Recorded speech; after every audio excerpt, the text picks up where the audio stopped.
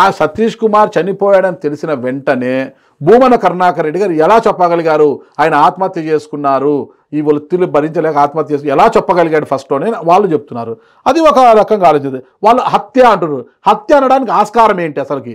అది AC 2 tyre coach. ఆ కోచ్లో వివిఐపీలు ఎక్కుతారనమాట. పరిమితికి మించి ఎవరిని ఎక్కనివ్వరు. అందులో కూడా ఎలాంటివైనా కొద్దిగా కదలికలు ఏమన్నా కూడా అనుమానం వస్తుంది. ఇంకోటి అంటే సీసీ కెమెరాలు ఉంటాయి 2 టైర్ ఏసీలో. దరిద్రమో అది దురదృష్టమో తెలియదు కానీ ఆ రోజు ఆ కోచ్లో సీసీ కెమెరాలు కూడా లేవు. భూమన కరుణాకర్ రెడ్డి గారు చెప్పినట్టు దానికి ఒక కారణం ఉంది. ఇతను టీటీడీలో పనిచేస్తాడు. ఎవరు?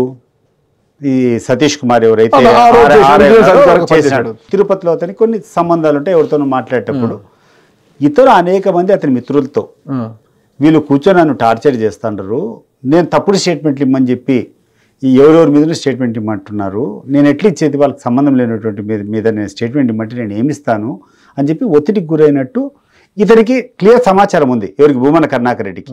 మీరు ఇన్వెస్టిగేషన్ చేసినప్పుడు అతను చెప్తాడు, మొదటిసారి హాజరయ్యాడు కదా, సిట్టు దర్యాప్తుగా హాజరయ్యాడు కదా, రెండోసారి ఎందుకు పోతాడు మళ్ళీ అనేటువంటి అభిప్రాయం ఆయన చెప్పిండొచ్చు. But it is left for the police. నువ్వు కూర్చోవాలా, నువ్వు ఇన్వెస్టిగేషన్ చేయాలా, చేసిన తర్వాతనే విత్ ఎవిడెన్సెస్ కూర్చొని మాట్లాడితే దాన్ని ఒప్పుకుంటారు. కాకుండా పేపర్ ట్రయల్, మీడియా ట్రయల్ అంటారు కదా. ఇప్పుడు కోర్టులో ఏదైనా ట్రయల్ జరగాల. ఈ రాష్ట్రంలో విచిత్రమైన పరిస్థితి ఏంటంటే కోర్టులో ట్రయల్ జరుగుతుందో లేదో కానీ మీడియాలో ట్రయల్ వీళ్ళు ఇష్టం వచ్చినటువంటి వాదన, వీళ్ళు ఇష్టం వచ్చినటువంటి ఇంప్రెషన్ వీళ్ళు క్రియేట్ చేయగలుగుతున్నారు. నేను మీ యొక్క ఇంటర్వ్యూ ద్వారా నేను ప్రజలు కూడా ఏం కోరుకుంటున్నానంటే ఇవి నమ్మద్దండి.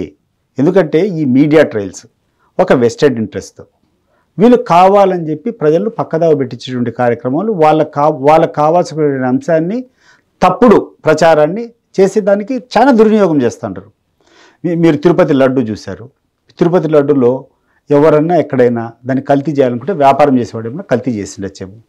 దాంట్లో జంతు కొవ్వు ఉంది, దాంట్లో అనిమల్ ఫ్యాట్ ఉంది. ఇదేమన్నా ధర్మమ్మా నాగరాజు గారు? ఒక వ్యక్తి మీద కూర్చొని ఒక ముఖ్యమంత్రి మీద అబాండాలు మోపేదానికి just because he doesn't practise Hinduism ఆయన మీద అట్లా ప్రచారం చేయొచ్చా? అనుమానాలంతా ఆయన మీద క్రియేట్ చేసి ఆయన కావాలని చెప్పి హిందువుల మీద దాడి చేసినట్టే కదా. ఇన్ఫ్యాక్ట్ ఆయన ఎంత మంచి వ్యక్తి అంటే మా పులివెందుల కాన్స్టిట్యున్సీలో ఆయన పేరెంట్స్ రిప్రజెంట్ చేసిన కాన్స్టిట్యున్సీ కదా, ఎన్నో గుళ్ళు కట్టినారు. ప్రతి ఒక్క గుళ్ళో వాళ్ళ కాంట్రిబ్యూషన్ ఉంటుంది.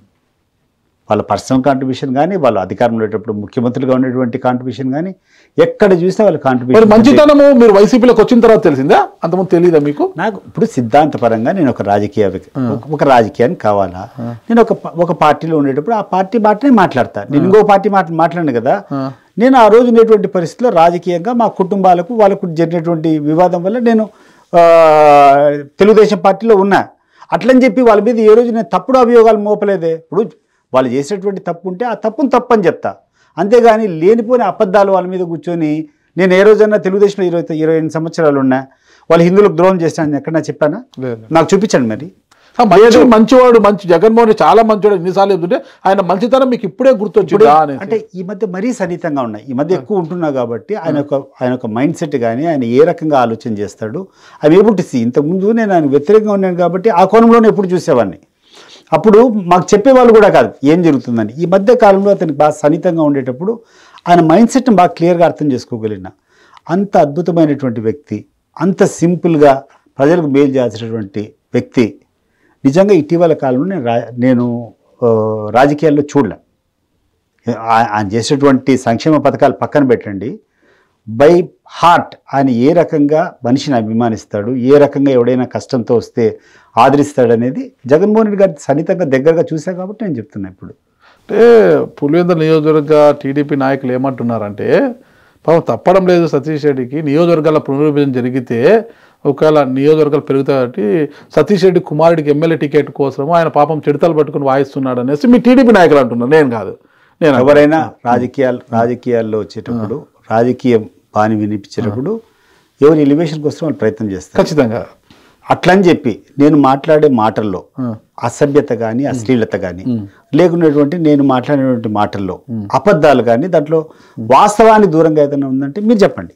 ఇటీవల కాలంలో నేను మాట్లాడిన క్లిప్పింగ్స్ తీసుకొని నేను ఏదైనా అబద్ధం మాట్లాడినా తప్పు మాట్లాడినా నాకు ఒకసారి చూపించండి.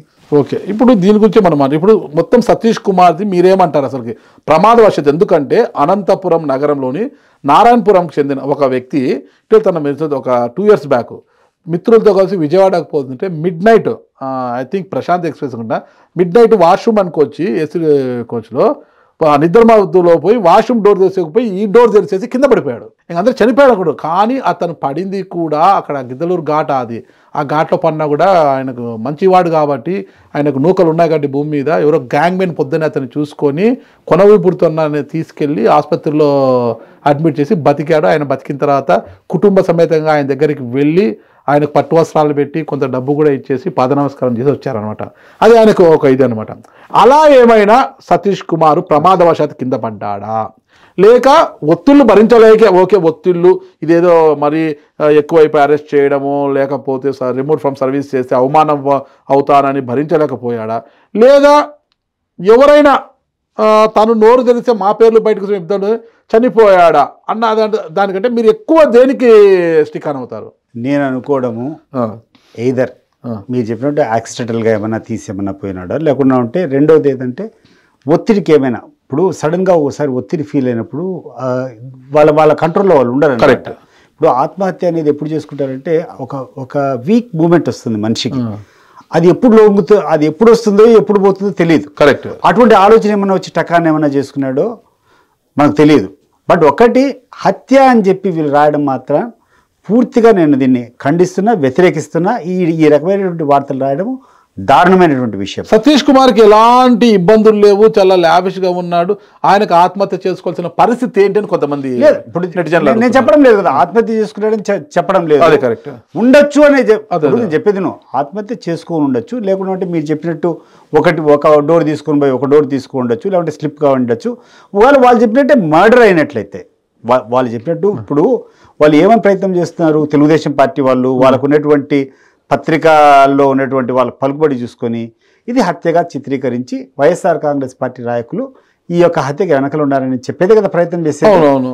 వితౌట్ ఎవిడెన్స్ ఎట్లా చేయగలుగుతారు మీరు అంటున్నాను నేను. ఇప్పుడు ఎవిడెన్స్ కలెక్ట్ చేసుకునే దానికి కూడా చాలా ఈజీ కదా, నువ్వు ప్రపంచమంతా ఎతకాల్సిన అవసరం లేదు కదా. నువ్వు ఒక 60 మంది టెస్ట్ మనీ తీసుకోవాలి.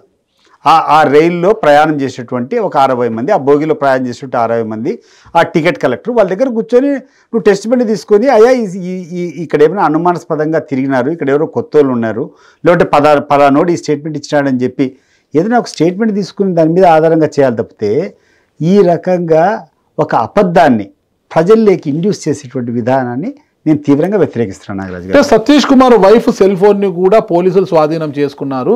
చివరి నిమిషంలో సతీష్ కుమార్ ఒక మెసేజ్ ఆమెకు పంపించినట్టుగా తెలిసింది అంటున్నారు అందరూ కూడా. తెలియదు అదే ఆ సెల్ ఫోన్ లో ఏం మెసేజ్ ఉంది అని ఏమని తెలిసిందా? నాకు ఏమి తెలియదు. నేను అదే చెప్పేది, ఒక వ్యక్తి చనిపోయినాడు, దాన్ని పూర్తిగా ఇన్వెస్టిగేషన్ చేసేదానికి అవకాశాలు చాలా ఉన్నాయి. చాలా మంది ఆడ ప్రయాణం చేసేటువంటి వాళ్ళందరి విట్నెస్లు తీసుకోవాలి. వాళ్ళ స్టేట్మెంట్ తీసుకున్న తర్వాత ఒక 4 రోజులు 5 రోజులు కూర్చొని నువ్వు ఎవిడెన్స్ క్లియర్గా వస్తే నువ్వు చెప్పు నువ్వు. కానీ నా బాధ్యత ఏంటంటే without collecting any evidence, without conducting a proper investigation, ఒక హత్యగా ఆ హత్యకు ప్రధానమైనటువంటి కారణం వైఎస్ఆర్ కాంగ్రెస్ పార్టీ నాయకులు అని చెప్పి చిత్రీకరించడం ఇది సబబా అని చెప్పి నేను అడుగుతున్నాను. దీని వరకే మాట్లాడుతాను. ఆ తర్వాత మీరు చెప్పారు ఇంకోటి, హిందూపురంలో కూర్చొని దాడి చేశారు. ఇచ్చారండి బాలకృష్ణ గారికి కానీ మనం తీసుకుంటే వాళ్ళ భార్య బిడ్డలకు న్యాయం చేయాలి తప్పితే వైసీపీ వాళ్ళు టీడీపీ మీద మీరే చంపారని లేదు మీరు చంపారు అనేది ఇది భావ్యం కాదని నేను భావిస్తున్నాను. ఏం జరిగినా సతీష్ది హత్యన ఆత్మహత్యన ప్రమాదం అనేది చనిపోయినటువంటి వ్యక్తికి న్యాయం చేసేటువంటి వాళ్ళు ఎవరన్నా ప్రభుత్వంలో ఉండే వాళ్ళు న్యాయం చేస్తారు. ఓకే, ఇప్పుడు it is not my responsibility, మీది నాది కాదు, దారిలో ఉండే వాళ్ళందరికీ రెస్పాన్సిబిలిటీ కాదు. దానికోసం వైసీపీ పోరాటం చేయాలంటున్నాను. చేయండి అడిగేది ఆ కుటుంబాన్ని న్యాయం చేయమని చెప్పి డెఫినెట్ గా ఒత్తిడి పెడతాము, చేపిస్తాం కూడా. మా వరకు ఎంత ఉందో పోరాటం చేయడం మేము అడుగుతానే ఉన్నాం. ఎప్పుడో జరిగిపోయిన పరకామణి ఇష్యూ ఇప్పుడు ఎందుకు ఇంతలా లాగుతున్నారంటారు? నీకు అదే చెప్తున్నా కదా, ఎప్పుడైతే కాలేజీల యొక్క విషయము, ఎప్పుడైతే వీళ్ళు చేసేటువంటి తప్పులన్నీ బయటపడతాయో దాన్ని పక్కదావ పట్టించేదానికి ఈ తెలుగుదేశం పార్టీ నాయకులు ఎంచుకునేటువంటి విధానమే ఇది. ఎప్పుడైతే ఒక గీత వీళ్ళు చేసేటువంటి పర్ఫార్మెన్స్ మీద వీళ్ళ మీద ప్రజల్లో వ్యతిరేకత వస్తుందో దాని దారి మళ్ళించేదానికి, ఇంకొక పెద్ద గీత గీసేదానికి, ఇంకొక పెద్ద న్యూస్లు రాసేదానికి వీళ్ళు నిత్యం చేసేటువంటి కుట్ర. ఇప్పుడు పరకామణి కేసు ఎందుకు తోలుతున్నారు పరకామణి కేసు అని చెప్పి? విశాఖపట్నంలో ఇటీవల ఒక కోల్డ్ స్టోరేజ్ ఆనంద్ శ్రీనా ఏదో ఒక కోల్డ్ స్టోరేజ్ ఫ్యాక్టరీని రేట్ చేసినారు.